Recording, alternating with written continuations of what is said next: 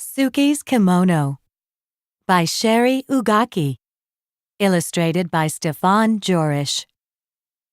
What is special about Suki's kimono?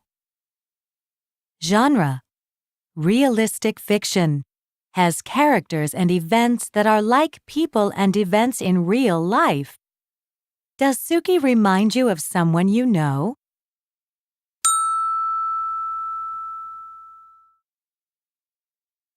On the first day of school, Suki wanted to wear her kimono. Her sisters did not approve. "You can't wear that," said Mari. "People will think you're weird." "You can't wear that," said Yumi. "Everyone will laugh and no one will play with you." "You need something new, Suki." "You need something cool." But Suki shook her head. She didn't care for new. She didn't care for cool. She wanted to wear her favorite thing. And her favorite thing was her kimono. Suki's obashan had given her the kimono. The first time Suki wore it, her obashan took her to a street festival where they slurped bowls of slippery, cold somen noodles and shared a cone of crunchy, shaved ice topped with a sweet red bean sauce. Under strings of paper lanterns, Suki joined her obashan in a circle dance. She followed her and copied her movements, trying to be as light and as graceful. She watched the other women and children who danced, especially those who were dressed in cotton kimonos like her.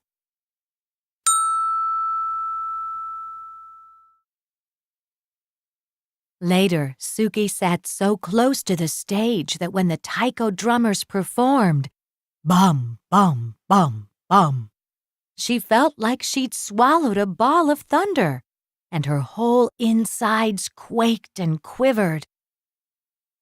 Before they left the festival, Suki and her obashan stopped at a souvenir stand.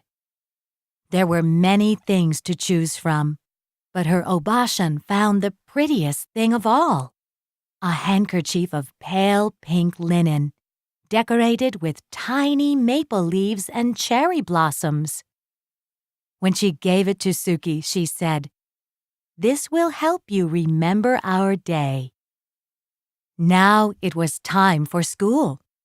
Mother checked Suki's obi one last time and took a picture of Mari, Yumi, and Suki together by the front steps. Then, as she watched, the three sisters made their way down the block to their school. Mari and Yumi stayed several paces ahead of Suki and pretended they didn't know her. But Suki didn't mind. She turned and waved to her mother before she clipped-clopped along in her shiny red geta, feeling very pleased in her fan-patterned blue kimono.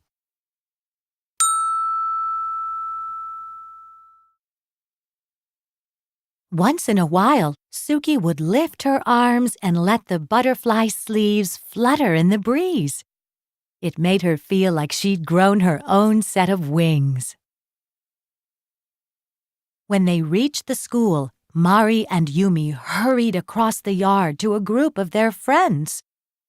Suki stopped and looked around. Some of the children turned and stared at her, and others giggled and pointed at her kimono.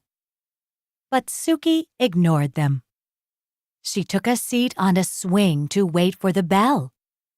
A girl dressed in overalls, just like a pair Suki had at home, sat on the swing beside her. "Hi, Suki," said the girl. "Hi, Penny," said Suki. "How come you're dressed so funny?" Penny asked. "Where did you get those shoes?" Suki lifted her feet off the sand and wiggled her toes. "I'm not dressed funny," she said. "My grandma gave me these shoes." Suki started pumping her legs. After a moment, Penny did the same, and soon they were both swinging as fast and as high as they could. Swoosh, swoosh, up and up.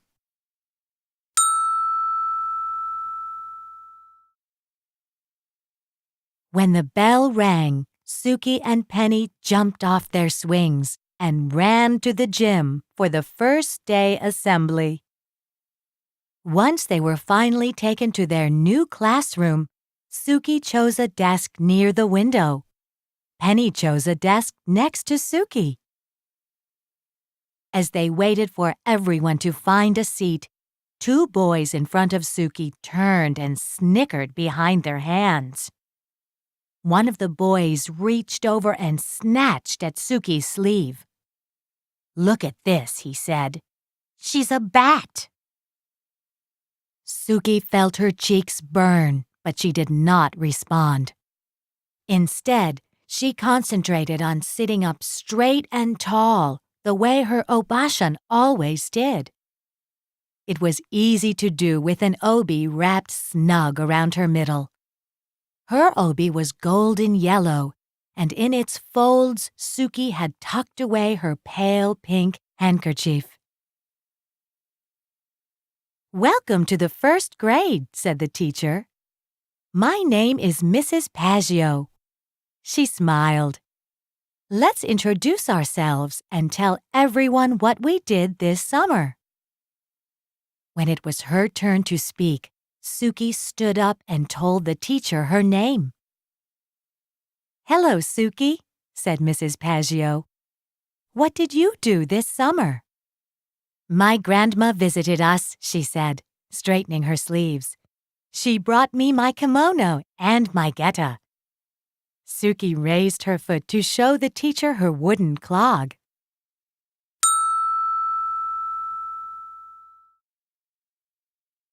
Somewhere in the classroom, someone laughed, but Suki took a deep breath and continued.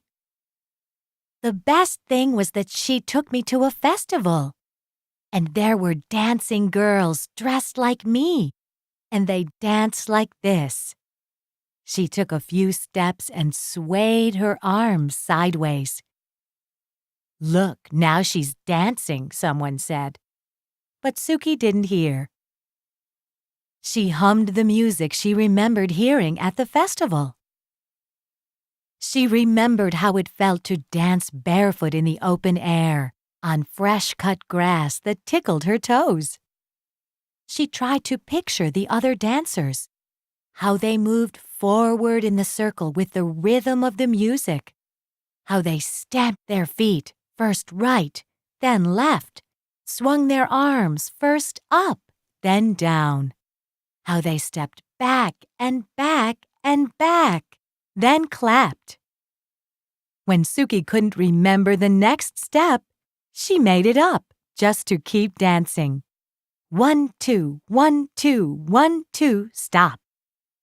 When she finished, the room seemed very quiet. Everyone was watching her. Suki sat down, wondering if she was in trouble.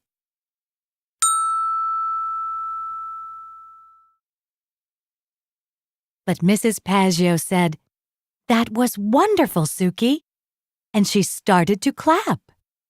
Then, so did Penny. And after a moment, so did the entire class.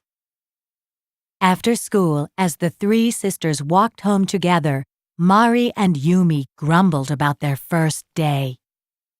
"No one even noticed my new sweater," said Mari.